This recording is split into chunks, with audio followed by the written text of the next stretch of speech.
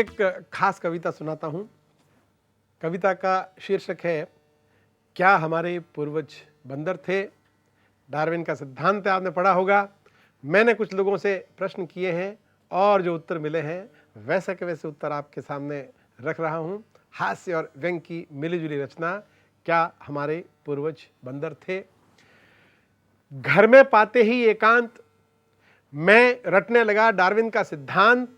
हमारे पूर्वज बंदर थे, हमारे पूर्वज बंदर थे। और जब मैं रट रहा था तब पिताजी अंदर थे।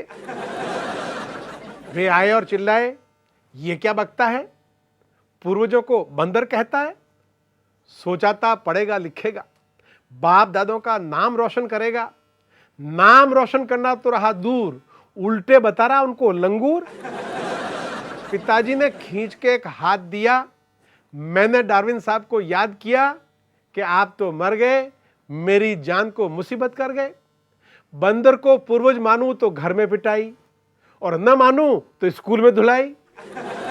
मैंने सोचा सबसे पूछा जाए और फिर किसी नतीजे पे पहुंचा जाए। मैंने पूछा अपने पड़ोसी से, क्या हमारे पूर्वज बंदर थे। वे बोले तुम्हारे होंगे, वे बोले तुम्हारे होंगे, हमारे पूर्वज तो अग्रवाल थे। मैंने एक सिनेमा के दर्शक से पूछा, क्या आदमी पहले बंदर था। वो बोला था क्या, आज भी है। विश्वास न हो तो इस फिल्म में हीरो को देख लो। बंदर से 2 कदम आगे है, सिर्फ कपड़ों का अंतर है। अगर कपड़े निकाल दो तो पूरा बंदर है, अगर कपड़े निकाल दो तो पूरा बंदर है। और एक रूपक देखिए कि दादाजी एक दिन सायंकालीन आम के एक भयंकर शौकीन अपने मित्र राम दुलारे के संग बाजार को गए। आम का दाम सुन राम दुलारे राम को प्यारे हो गए। एक दिन मेरे साथ भी होने वाला था। अभी पिछले जब आम की सीजन आई थी तो मैंने उस आम बेचने वाले से कहा कि मैंने कहा भैया आम की पेटी कितने की दी। तो उसने कहा 3600 रुपए की। तो मैंने कहा भैया जैसे रेडियो टीवी फ्रिज आसान किस्तों में देते हैं वैसे दोगे।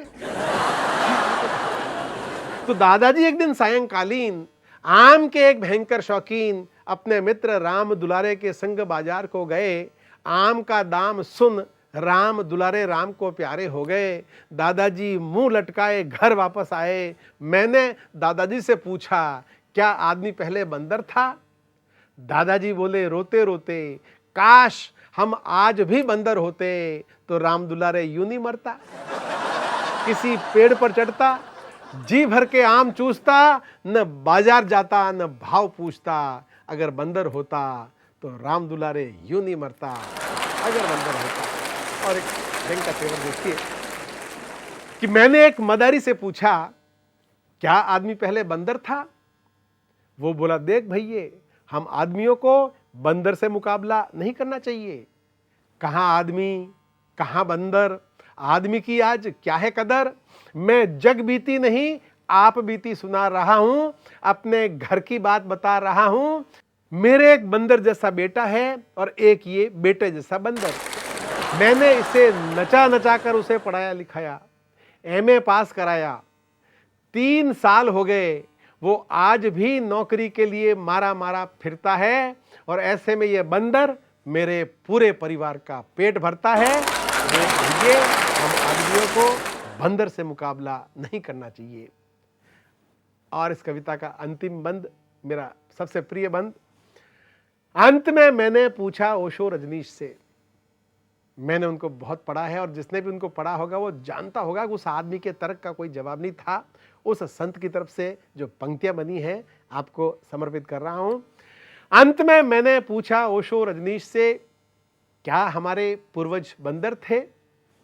वे बोले, प्रश्न सामायिक है, मजेदार है, लेकिन एक बार बंदर से भी पूछ के देख लो कि क्या उसे आज के मनुष्य का पूर्वज बनना स्वीकार है। वो इनकार कर देगा, वो शर्म के मारे डूब मरेगा। या कोई आदमी जैसा चालाक बंदर रहा तो अदालत में मानहानि का दावा कर देगा। हुजूर, हम बंदरों की प्रतिष्ठा को मिट्टी में मिलाया जा रहा है। इस भ्रष्ट और हिंसक मनुष्य को हमारा वंशज बताया जा रहा है।